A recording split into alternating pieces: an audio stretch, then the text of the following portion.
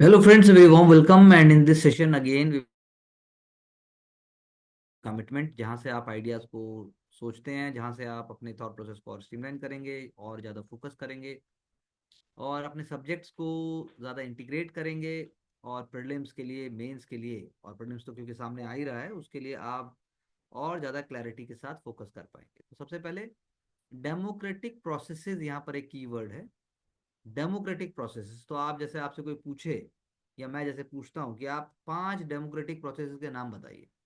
So the question arises कि आप कितने ईज के साथ, कितनी आसानी के साथ, कितने आराम से आप उन डेमोक्रेटिक प्रोसेसेस के नाम ले पाते हो, वो डिसाइड करेगा कि आपकी प्रिपरेशन किस दिशा में जा रही है। पहली बात तो ये भी एक चर्चा का विषय है कि डेमोक्रेटिक प्रोसेस आखिर होता क्या है, डेमोक्रेटिक प्रोसेस किस ट्रांजिशन फेज में भारत में चल रहे हैं। तो अब ये जो विनर्स के नाम यहाँ पर दिए गए हैं, ठीक है, दैट इज फाइन। आपको ना भी पता हो, जैसे मैं इनमें से कुछ लोगों से मिला भी हूँ, I have met Shubhajit Roy, feature writing Indian Express के लिए मिला। फिर उसके बाद जो है ये आपका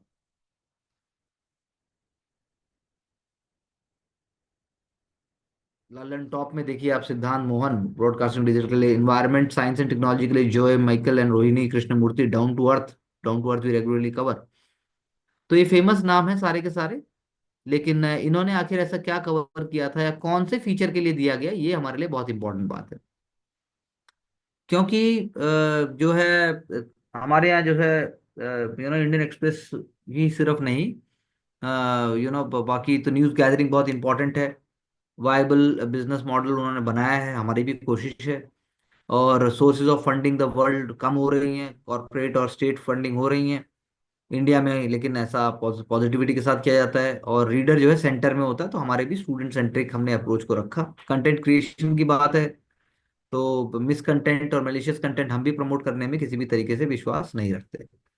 तो वही वाली बात है कि आपको कैसे चीज़ों को और पुश करना है, चीज़ों को और आपको देखना है। तो ये अवार्ड्स उसी उसी दिशा में दिखाते हैं। जैसे राजकमल झा जो चीफ एडिटर है, उन्होंने बहुत अच्छी बात कही कि the of the winners more than half, of the winners, more than half, 13 were in school when these awards were started. One was 6 year old, one was 9, and two were 11. I mentioned this to make a point. For all the obituaries of journalism we read these days, many beautifully written, there will be always be a school kids who know better. यानी वो school kid थे उस समय में, जो अब जो है फ्यूचर के जो है ये जर्नलिस्ट हैं, राइटर्स हैं। तो same goes for civil services also, कि आपके पास मौका है, आप अपने प्रीशियस ईयर्स लाइफ के दे रहे हो, तो अपना बेस्ट देकर आप उसमें सक्सेस पा सकते हो। हमने पहले भी चर्चा की थी कि हाउथीज जो है वो दे आर बीइंग अटैक्ड। और यमन डेटा प्रोजेक्ट का कहना है कि 20,000 से ज्यादा air strikes between 2015 to 2023 Saudi led coalition से उन्होंने उस बात को उन्होंने हैंडल किया है। मोबिलिटी और स्मॉल मॉड्यूलर कॉम्बैट यूनिट्स हैं उनके पास, जो घूमती हैं यहाँ से वहाँ, और एसिमेट्रिक वॉरफेयर में अभी तक वो अपने आप को उन्होंने एग्जिस्ट रखा हुआ है। एसिमेट्रिक का अर्थ हुआ कि यूएस के पावर के सामने हाउथीज क्या है। तो हजबुल्ला की तरह, जैसे एग्जांपल भी दिया, like Hezbollah 34 day missile barrage against Israel in 2006 war, despite the IDF intensive air campaign, Houthis have moved to rely on the rocket, drone and missiles since 2015। और उनका जो चीफ सपोर्टर है वो तेहरान है, इसमें कोई वो नहीं है, तो आप सबका अपना हक है। In any case Houthis backers go beyond Iran to Russia and China. Beijing is significant leader, और आप कहते हो कंट्री, जो कि 90% ऑफ सारा इरानियन ऑयल एक्सपोर्ट 2024 का चाइना ने ही लिया है। तो इनडायरेक्ट फाइनेंसर हो गए आप ईरान के एक तरीके से। और अकॉर्डिंग टू अटलांटिक काउंसिल, जिनका ये कहना है कि रशिया एंड चाइना वो भी जो है हाउथीज के सपोर्ट के लिए कुछ हद तक जिम्मेदार हैं। तो ये कुछ जियो स्ट्रेटेजिक सिनेरियोज हैं जिसको अब हमें देखना है। सोनिक वेपन्स साइंस के लिए बड़ा इंपॉर्टेंट कॉन्सेप्ट है, सोनिक वेपन्स। तो बैंड सोनिक वेपन का यहाँ पर कॉन्टेक्स्ट है कि ऐसा सर्बियन प्रेसिडेंट ने किया जो कि बैन था। तो सोनिक वेपन जो है बहुत ही लाउड और पेनफुल नॉइज क्रिएट करते हैं लॉन्ग डिस्टेंस में। और ये क्राउड कंट्रोल के पर्पज से इसको यूज किया जाता था। इसमें बहुत सारे मॉडर्न ट्रांसड्यूसर्स, यानी एक ऐसा इलेक्ट्रॉनिक डिवाइस जो एनर्जी को एक फॉर्म से दूसरी फॉर्म में कन्वर्ट करता है। हाईली कॉन्सेंट्रेटेड जब वो हो जाते हैं और आप जो है साउंड को एम्पलीफाई कर देते हैं, तो बहुत ही नैरो एकदम बीम की तरह आप आवाज को निकालते हैं। तो ये पुलिस फोर्सेस यूज करते हैं। फ्रीक्वेंसी ऊपर नीचे कर सकते हैं, क्वालिटी और ड्यूरेशन भी कर सकते हैं। तो सोनिक वेपन्स का भी एग्जांपल है, जैसे long range acoustic device, LRAD।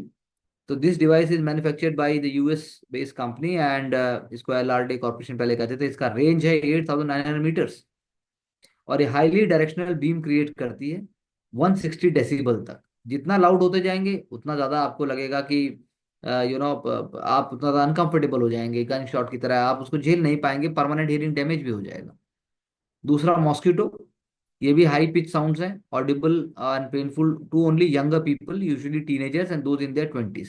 Older लोगों को ये अफेक्ट नहीं करता है। ऐसी इंफ्रासोनिक वेपन का एग्जांपल है, very low frequency sound, inaudible होगा लेकिन ये पेनफुल होंगे और आपको डिसोरिएंटेशन की तरह फील होगा। तो ये सारे एग्जांपल्स हैं जो प्रीलिम्स के एंगल से आपके कॉन्सेप्ट क्लियर होने चाहिए।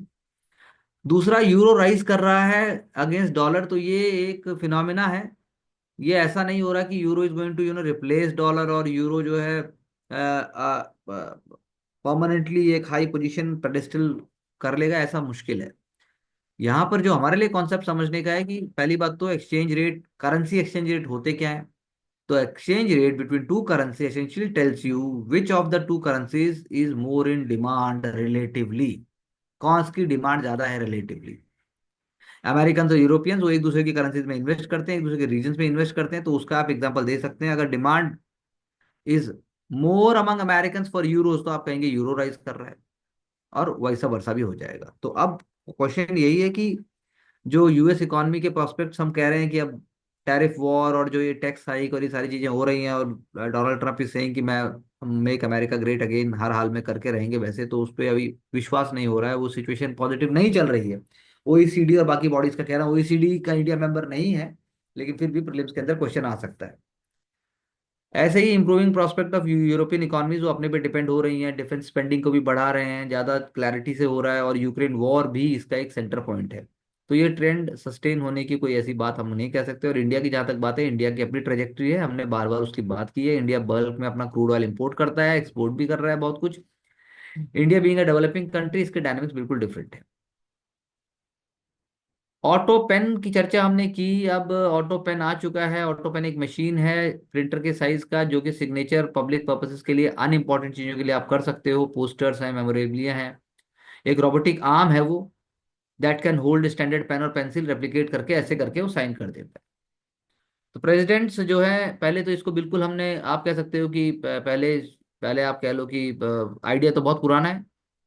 जब दो या तीन पेन एक साथ लिखने में काम किए जाते थे, थॉमस जेफरसन, उनके टाइम से है, calling it the first invention of the present age. In 1809 he wrote that he could not live without the polygraph. आज पॉलीग्राफ एक मशीन है जो आप ह्यूमन साइकोलॉजिकल क्या उसके दिमाग में चल रहा है, क्या क्वेश्चंस के आंसर वो देगा सच्चाई से, उसके लिए लॉ इन्फोर्समेंट बॉडीज इंडिया में भी इसको यूज किया जाता है। फिर उन्होंने पूरा सीक्वेंस दिया। 2011 में बैरक ओबामा भी बात भी की, उन्होंने पेट्रियट एक्ट को उन्होंने ऑटो पेन से साइन करके किया। तो ये एक इशू है। हमारे लिए क्वेश्चन ये उठता है कि क्या हमारे राष्ट्रपति और हमारे प्रधानमंत्री भी ऑटो पेन यूज करते हैं। बस हम इस एंगल से इसको देख सकते हैं। 2005 में डिपार्टमेंट ऑफ जस्टिस यूएस ने कहा कि president need not in physical perform the physical act of affixing signature to a bill he approves and decide to sign into law. He may sign a bill by directing a subordinate to affix the president's signature to such a bill, for example by auto pen। तो India का सोचने की बात है कि India कैसे work करता है। तो आई डोंट थिंक हमने पब्लिक डोमेन में इस तरह की बहुत सारी बातें सुनी है। हमारा जो वर्क कल्चर है, हमारा जो ब्यूरोक्रेसी है, हमारा जो सिस्टमेटिक अप्रोच है, वो डिफरेंट है। Again, natural farming, desi cow खरीदना, subsidy to farmers managing paddy straw, giving up paddy cultivation under Mera Pani Meri Virasat, reviving saline and salt affected soil, subsidy on direct sowing of paddy. ये सारे point आपको लिखकर अगर कुछ माइंड में पिक्चर आती है, तो आप किसी डिस्ट्रिक्ट को, किसी प्लान को, किसी बात को आप कर पाएंगे। तो ये हरियाणा का एग्जाम्पल है, बाकी स्टेट्स के लिए भी हो सकता है। जैसे अभी गवर्नमेंट ऑफ इंडिया ने यूपीआई पेमेंट्स को और प्रमोट करने के लिए 1500 करोड़ के इंसेंटिव्स को अप्रूव किया। उन्होंने ये कहा कि अ, जो यूपीआई ट्रांजेक्शन बिलो ₹2000 है उसको हम और प्रमोट करना चाहेंगे। The government will bear the merchant discount rate, जो कि आज से 4-5 साल पहले प्रीलिम्स में ऑलरेडी पूछा जा चुका है, मर्चेंट मर्चेंट डिस्काउंट रेट आखिर है क्या, क्योंकि अगर वो 2000 से कम आप खर्च कर रहे हैं और उसका आप बर्डन मर्चेंट पे डालते हैं तो ऐसे फिर इनकरेज नहीं हो पाएगा। तो the promotion of small value भीम UPI, that is person to merchant transactions, वो बेनिफिट करने के लिए कॉमन पीपल को और स्मॉल मर्चेंट्स। इंसेंटिव स्कीम जो है, लो वैल्यू अगर यूपीआई आप ट्रांजेक्शन प्रमोट करते हैं तो उससे हैबिट भी आती है और ईज ऑफ लिविंग की बात भी है। तो scheme will cover 55% of the total merchant transaction. और इंसेंटिव है इसका 0.15% पर transaction value will be provided for transaction up to ₹2000। For all the part of the scheme, 80% of the admitted claim amount by acquiring banks will be disbursed without any conditions. तो remaining 20% will be contingent upon the fulfilment of certain conditions, ऐसा हम कह सकते हैं कि हमने promote करने के लिए किया। इसमें बैंकिंग, मर्चेंट्स, गवर्नमेंट सबका रोल है। इंडिया जो है वो फ्री ट्रेड एग्रीमेंट्स को प्रमोट कर रहे हैं और इंडिया जो है स्टैगर्ड अप्रोच से आगे चल रहा है। इंडिया ने अपने इंटरेस्ट को पीछे नहीं रखा। तो सुनील बर्थवाल सर ने जो बात कही वो बिल्कुल सही है कि इंडिया ने एक अप्रोच को फॉलो किया है। फर्स्ट फेज में भी हैं, आगे भी हैं। आउटकम जो है हमने चाहे हैं कि वो पॉजिटिव और कंक्रीट हों। एफटीए में डिले हो जाते हैं, बिजनेस इंटरेस्ट लूज कर देते हैं, नॉन टैरिफ बैरियर्स आ जाते हैं, सैनिटरी फाइटो सैनिटरी मेजर्स की हमने बात की है, क्वालिटी अच्छी नहीं है, कलर अच्छा नहीं है, या फिर आपका ये बदबू आ रही है, या मतलब कैसी महक आनी चाहिए, फाइटो सैनिटरी मेजर्स सब वो नॉन टैरिफ बैरियर्स में आ जाता है। ये लेबर का इशू आ जाता है, क्लाइमेट चेंज की बात हम करते हैं, कार्बन कैसे बनाया गया, ये सारी बातें हमने अलग अलग फोरम में अलग अलग हमने अपने डिस्कशन में करने की बात की है। सो जो एलएसी है, that is Latin American and Caribbean, उसके लिए हमने 33 कंट्रीज, ये प्रीलिम्स के लिए बहुत इंपॉर्टेंट है। और बताया भी है कि वो 1.8 trillion worth of goods and services वो करते हैं और 1.8 trillion good of worth services import भी करते हैं। तो कोलैबोरेशन की बात है। तो कंट्रीज को प्रोटेक्शनिज्म अपना हटाना पड़ेगा और इसी दिशा में आप आगे बढ़ सकते हैं, ये एक इंपॉर्टेंट पॉइंट हुआ। असम में यूरिया प्लांट लगाने की बात है। अमोन ब्राउनफील्ड प्रोजेक्ट होगा। ब्राउनफील्ड यानी पहले से कोई प्रोजेक्ट होता है उसको आप रिफर्बिश करते हैं, उसको आप ग्रैंड बनाते हैं।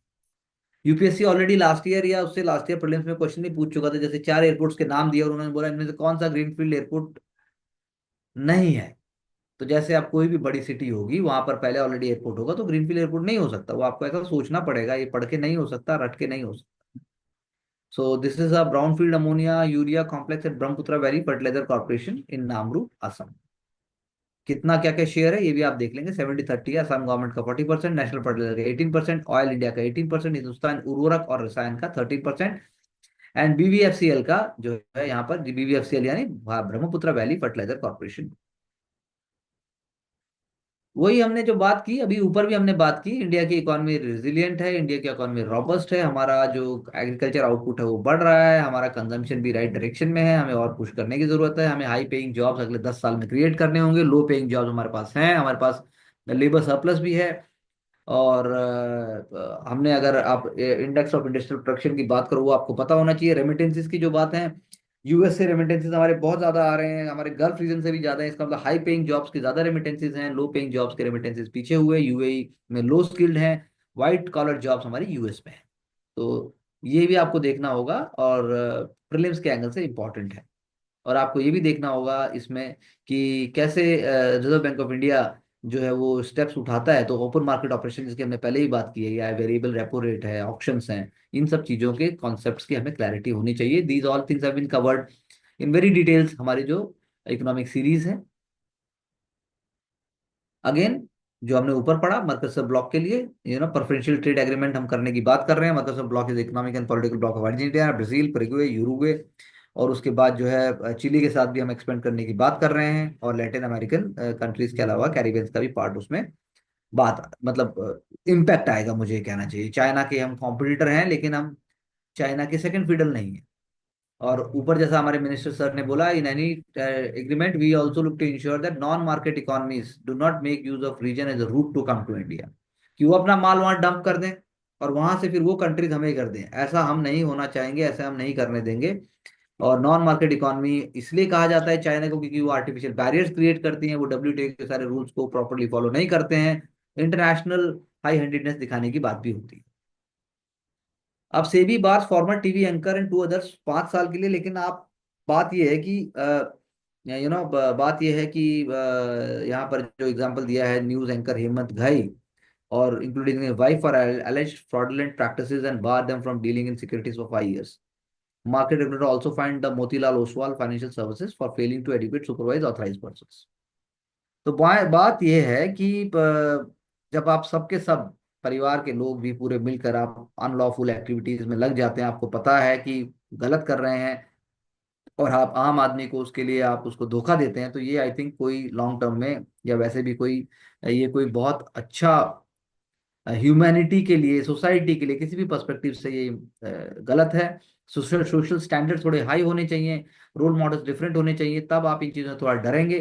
अदरवाइज आजकल लोगों को कोई शेम नहीं है। और आप देखिए कि आप पैसा कमाने के लिए कुछ भी करने के लिए आप जो है वो ऐसा कर सकते हैं। तो यहाँ पर जो ये हिम्मत घई है वो एंकर थे CNBC में, और उन्होंने जो है ये एक तरीके से इन फ्रॉडलेंट प्रैक्टिसेस को आगे प्रमोट किया। तो बहुत गलत है ये आप आम आदमी के साथ, और जो है नॉन पब्लिक इंफॉर्मेशन जब आपको एक्सेस हो जाती है जो नहीं होनी चाहिए, उससे आप मैनिपुलेशन की चीजों को बढ़ाते हैं जिसका कोई अंत नहीं है। मिशन चंद्रयान 4 जो है वो लैंडिंग के लिए सिर्फ नहीं होगा, मास्टर डॉकिंग अनडॉकिंग प्रोसीजर्स भी होंगे, जो हमने पहले भी चर्चा की है। हम कई दिन से बात कर रहे हैं डॉकिंग और अनडॉकिंग की इसरो की, तो उसी को हमारे ऑनरेबल मिनिस्टर ने बोला कि किस तरीके से वो हमारे लिए फ्यूचर मिशंस के लिए, फ्यूचर जो हमारे स्पेस स्टेशन ऑपरेशंस हैं और फ्यूचर इंटरप्लैनेटरी मिशंस, वर्ड यहाँ पर बहुत इंपॉर्टेंट, उसकी हमने बात।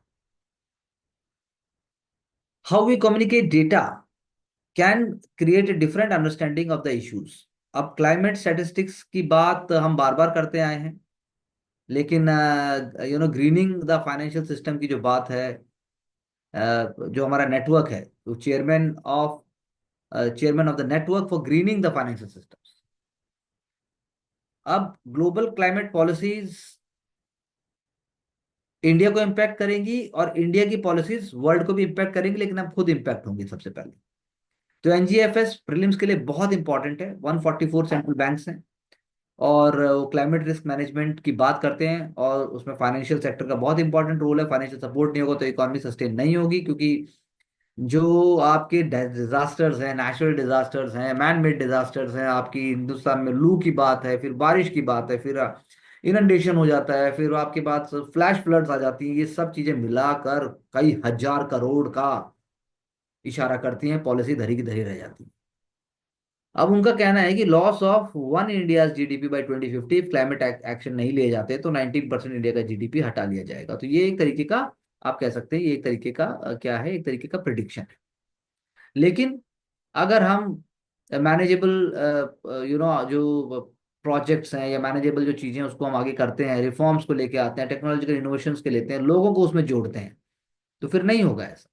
India would could ROUGE 35 trillion एक जनरेशन में, अगर आप 6% इंडिया ग्रो करता है तो। लेकिन क्वेश्चन अराइजेज कि हम उसको रोके कैसे, हम उसको अपने जीवन में कैसे रोक सकते हैं। आप डेली प्लास्टिक का यूज थोड़ा कम कीजिए, आप डेली रिसाइकल या जो आपके पास ऑलरेडी जो है उसको आप बात कीजिए, आप हाई हैंडेडनेस में मत जाइए। आपको जरूरी नहीं है कि आप उसको सोशल जो आप हेडलाइंस क्रिएट करते हैं कि मेरे पास 25 गाड़ियां हैं, मैं तो दुबई के फर्ज बुर्ज खलीफा में, जब तक आप नहीं रहेंगे तो आप इंसान नहीं काउंट होंगे। या फिर आप जब तक कोई चीज चोरी करके नहीं करेंगे, या फिर आप बात करते हैं कि भाई कार्बन एमिशन तो जहाज से भी होता है, तो आप 25 ट्रिप सिर्फ सोना इधर से उधर करने के लिए लगाएंगे, तो बहुत सारे पागलपन है, बहुत सारी चीजें हैं। तो सिटीजन्स और पॉलिसी मेकर्स का रोल है, लेकिन समाज जैसा चाहता है, पॉलिटिशियन जैसा चाहते हैं, गवर्नेंस सिस्टम जैसा चाहता है, हमारे रोल मॉडल जैसे होंगे वैसा ही उत्तर होगा। तो ये कुछ बातें यहाँ पर थी जो हमने कुछ पॉइंट उठाए, बाकी इसको बहुत ज्यादा कोई इसके पीछे लॉजिक नहीं है एकदम से कि अभी कैसे चेंज आ जाए।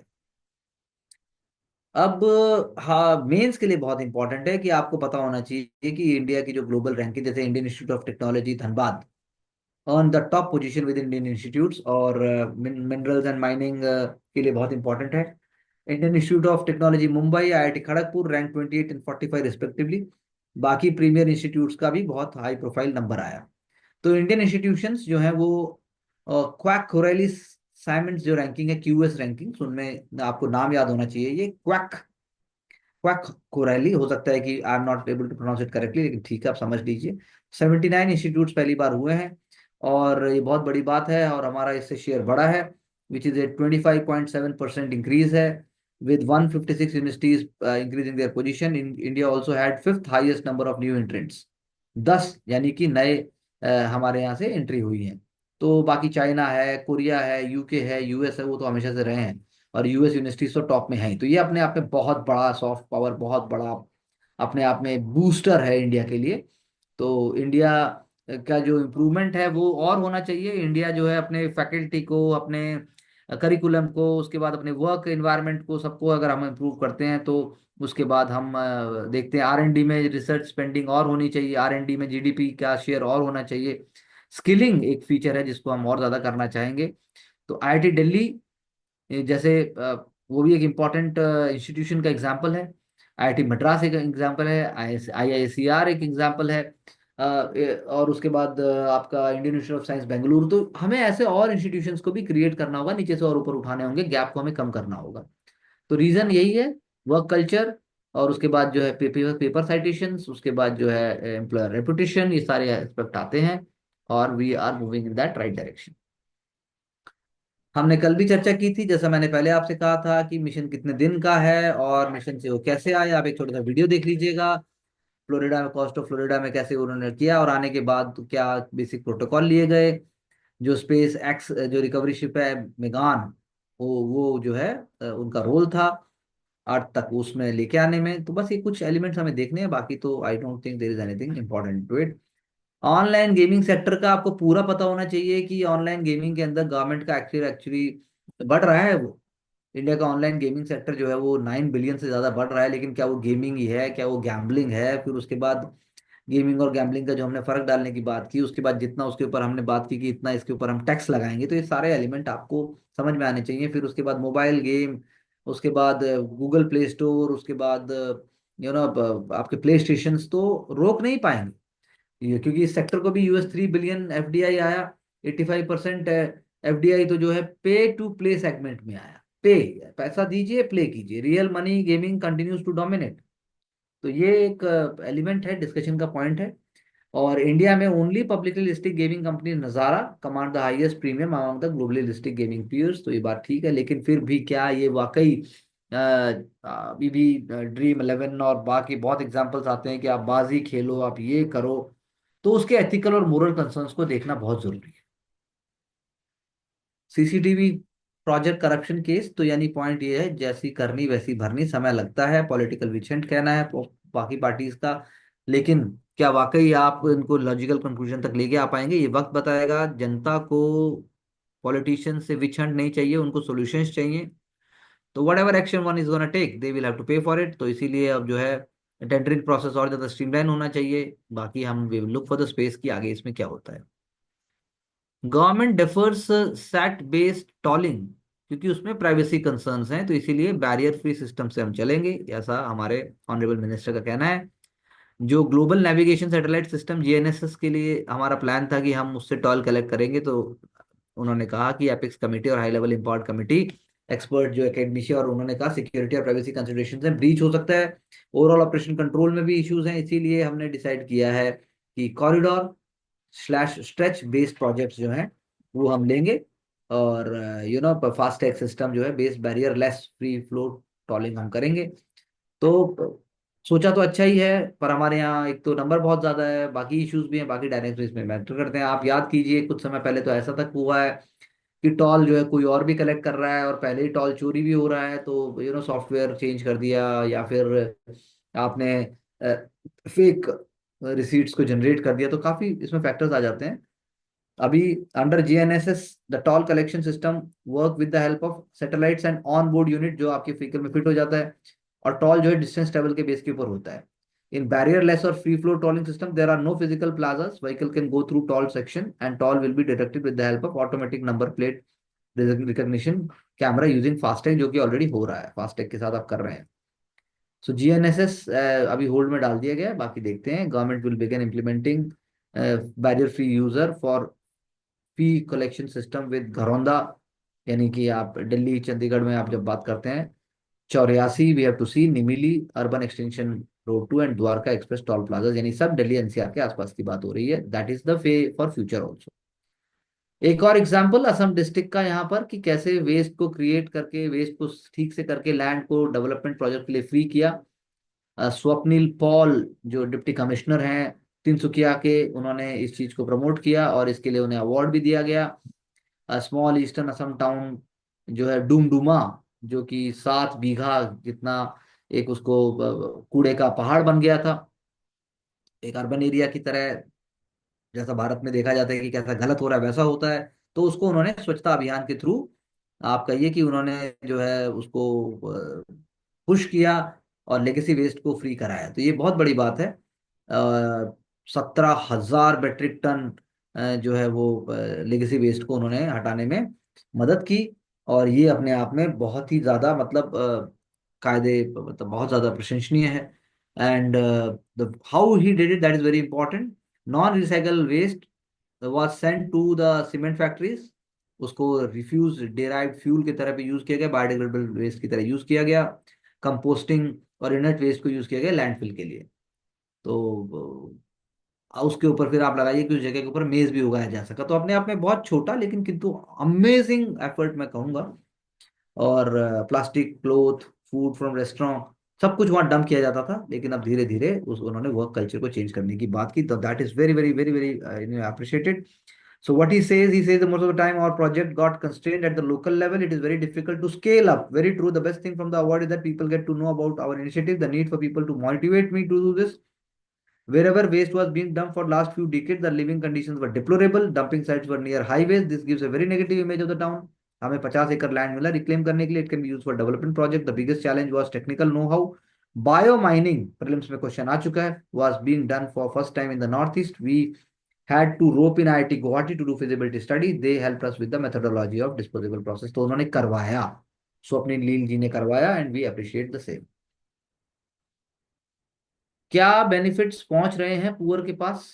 चाहे फिर आप बात करते हैं लड़की बहना स्कीम की या बाकी चीजों की, तो ई श्रम पोर्टल की बात है यहाँ पर। नेशनल डेटाबेस है अनऑर्गेनाइज वर्कर्स का। तो state boost that per capita income is much above the poverty line. लेकिन जब बीपीएल की बात आती है तो एवरी स्टेट क्लेम्स की उनकी जो है पॉपुलेशन 70% तो बीपीएल है। तो ये अपने आप में आप नोट कर लीजिए, ये अपने आप में नोट कर लीजिए कि कितनी इंपॉर्टेंट बात है, कि क्या वाकई जो हम कह रहे हैं क्या वो वाकई सही है। तो ये जो स्क्यूड या फिर जो कहिए डेलिमा या पैराडॉक्स है, इसको आप कैसे वो करेंगे। तो जस्टिस कांत का कहना था, I keep asking because I have not close my roots and that's why I try to find out the plight of the people. Sometimes you feel disappointed that there are families who continue to be poor. For them actual benefit is not percolating. ये एक बात है। तो इसीलिए आप कहते हैं GDP बढ़ गया, लेकिन उसके बाद आप सब चीज आप रेवड़ी या फिर आप बांटना भी चाहते हैं। It's a very very problematic and very complex exercise. KVIC क्या है, कैसे उसका स्ट्रक्चर है, क्या उसका मैंडेट है, ये बहुत इंपॉर्टेंट है। तो KVIC statutory body by an act of parliament 1956, ministry of MSME, government of India. बस that is what you have to see. And if you can know the their logos and their logos and their slogans, you can use them somewhere in the answer writing also. The bureaucracy is expanding to meet the needs of the expanding bureaucracy.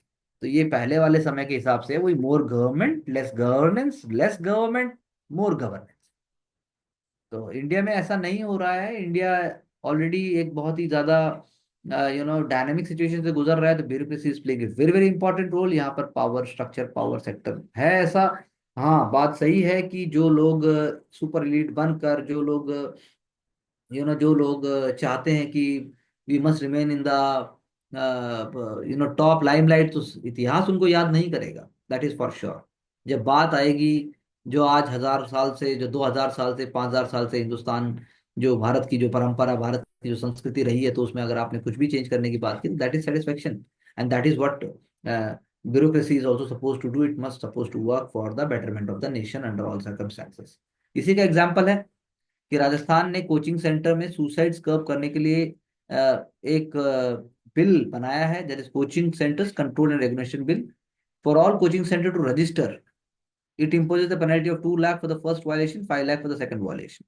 Rajasthan government said इससे commercialisation of coaching institutes and they operate with in the framework of prioritising the wellbeing of and success of students, ऐसा करने की बात है। तो राजस्थान में witness हुआ है अनचेक प्रोलिफरेशन, सीकर अब दोबारा एक सेंटर बन गया है, क्लैट है, नीट है, जेई है, आईएम एंट्रेंस टेस्ट है, फॉल्स क्लेम्स होते हैं, हाई प्रेशर एनवायरनमेंट क्रिएट किया जाता है, और डिसोल्यूशमेंट बाद में होगा ही होगा, और ट्रैजिक सिचुएशन पैदा हो जाती है।